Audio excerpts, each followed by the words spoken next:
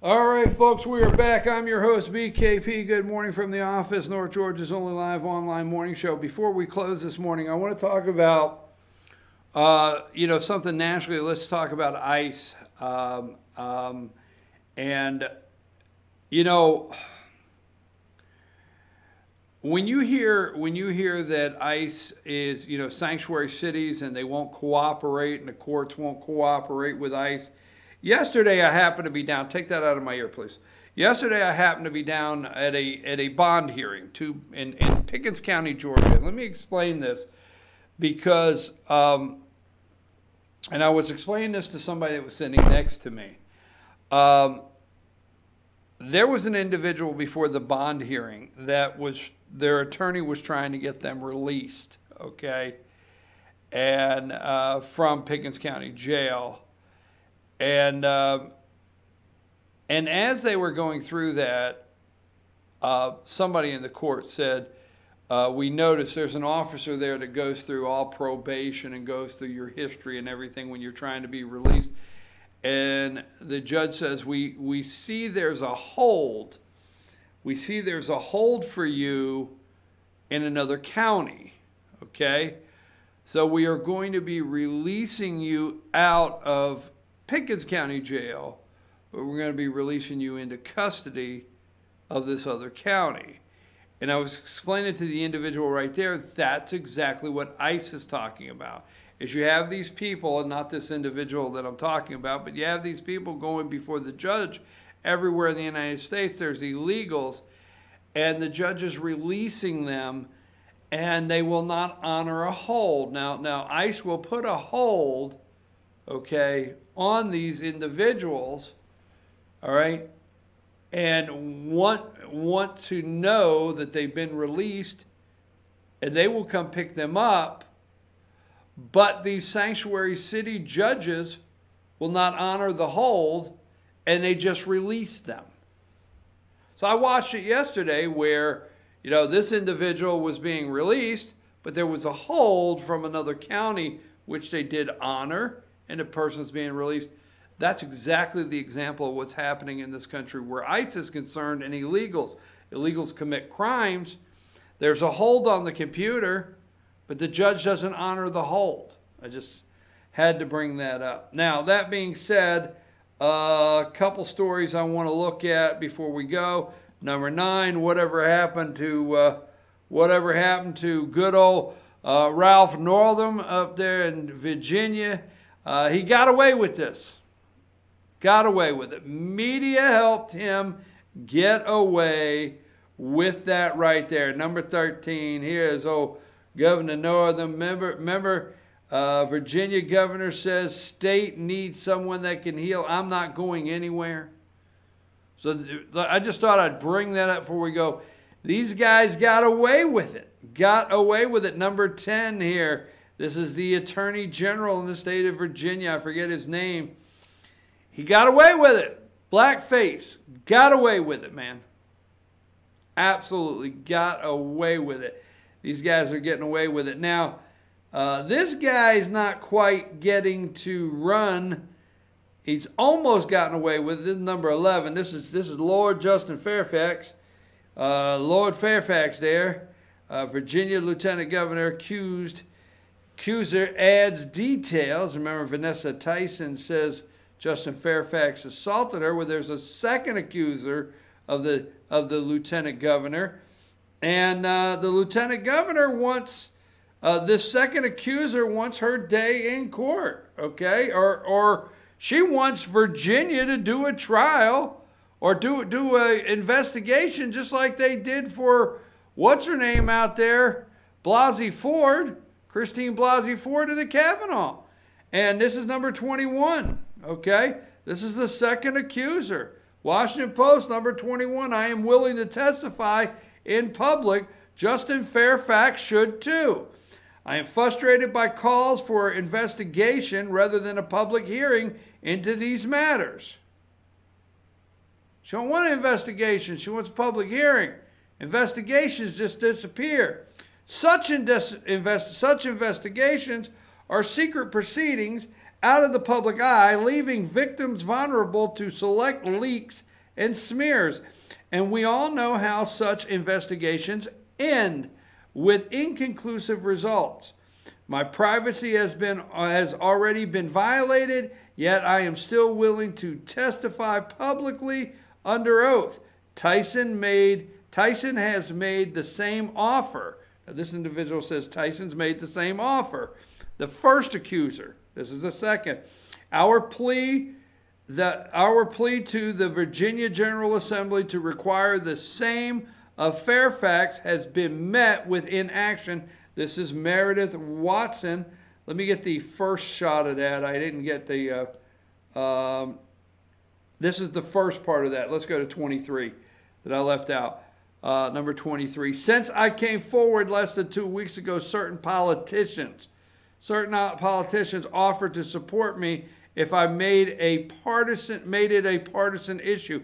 I refused. Likewise, I have refused to make this a financial issue by suing for compensation. I have refused to make it a law enforcement issue despite nearly 100 offers to be interviewed. I have refused to make my rape a media opportunity. She wants her, this is Meredith Watson, let's go back to number 21. She is the second accuser of Lord Fairfax there, the Lieutenant Governor of Georgia, and she wants a public hearing, okay? And this is number 22, the Washington Post, saying, I'm willing to testify in public. Justin Fairfax should too. Meredith Watson, she is, like I said, she is the second in this case. Now, the other thing I want to make sure, I don't want to, number 6, Nikki, that was a mistake. Nikki Haley, that was a hell of a mistake. Now, on the far right is I think her name's King. I think it's her last name, King. She is the one that interviewed Governor Northam, okay? And there's Condoleezza Rice. But there's John Brennan. And you know John Brennan doesn't have his security clearance. And John Brennan has accused your President of the United States of treason and wants him removed. Nikki Haley, former ambassador to the United States, former governor of South Carolina, not a good move. Not a good move. I'm sorry, you never. There's people that you take a photo with that we cringe out here, and there's people you never take a photo with, and that's John Brennan. So, Nikki, bad move. Bad move, all right? Let me see what else I have here before I go to the Twitter deck. Make sure I'm not missing anything. Let me get the article up here first. I think I have it here. Give me number 7, I think it is.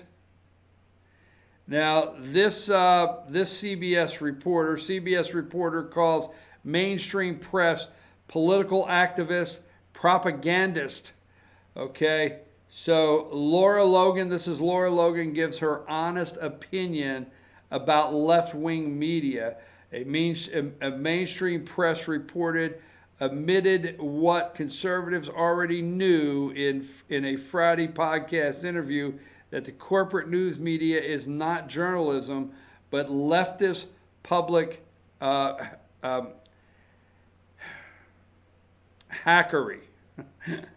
Although the media has historically always been left, okay, leaning, we've abandoned our pretense, or at least the effort to be objective. Today we become political activists, and some could argue propagandist. And there's some merit to that. CBS Laura Logan said that it was political. Logan encouraged people to seek out alternative viewpoints from conservatives, unlike Breitbart. All right, so that I wanted to bring that up before we left. I want to see what else. We're getting ready to go to the Twitter deck. Let me make sure I haven't forgot. Oh, number 20. This is the American liberals that drink wine on the French Riviera. Minka, this is the American liberals love fest with the EU. I mean, we have a group in this country, the left, deep state, that absolutely loves everything about the EU. Angela Merkel and U.S. automakers voice concerns as Trump receives key car tariff report. Angela pushed back, and anytime, this is their dream person, they love her. The American left media love this lady, and they think she is our Angela Merkel, the German chancellor, is our complete foreign policy indicator, up or down. And they love if she says something against the President of the United States, and they run with it. So there is the EU, and that's the lefties' favorite right there. They love that woman. Let's see if I've missed anything else I wanted to go over this morning. Number 35. Amy Klobuchar makes pitch for for Dem nomination. Now CNN is giving everybody their own town hall. Everybody gets a town hall. All right. Klobuchar comes out yesterday. Some little puny stick kid that looks like he could use some color. I know what you said. A little pale.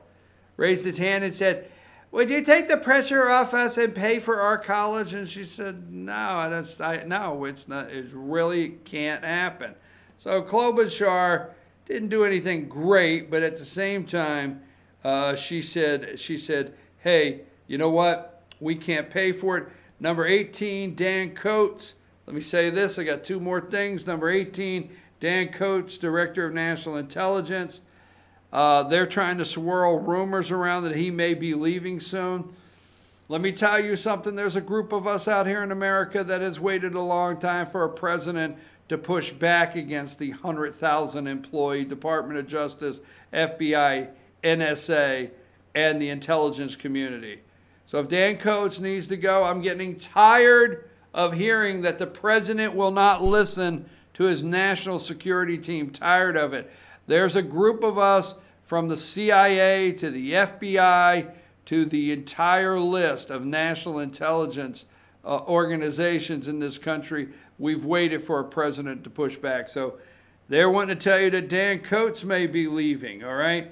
Now, and I just want to bring this up, last but not least, number 19, this guy is a has-been, he's never been a Republican, okay? He's a never Republican. He's not a never Trumper. He's a never Republican.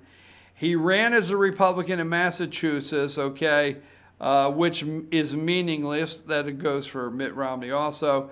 He's a former governor, William Weld of Massachusetts. He tried to run as a Republican several years back for president. He ran on the Libertarian, all right, with what's his name? Remember the guy couldn't remember what Aleppo was? Gary Johnson, right? His Aleppo moment. But he ran with Gary Johnson as his vice presidential candidate. And now the media loves this past Sunday morning. I forget, it might have been ABC. I didn't bring it up. I was going to leave it alone. But because now MSNBC had him on this morning, they are looking for anybody to be presidential opposition. Doesn't care what their credentials are, who they are, and what a whack job they were yesterday. If they're going to put an R on their name and say they're going to oppose the president, they're going to get airtime. So MSNBC gave him airtime. I'm your host. I will see you it's next up. It's time for Instant Replay. That'll be on our YouTube channel and FYN TV. And I'll be back tomorrow morning. Stay safe in all this rain.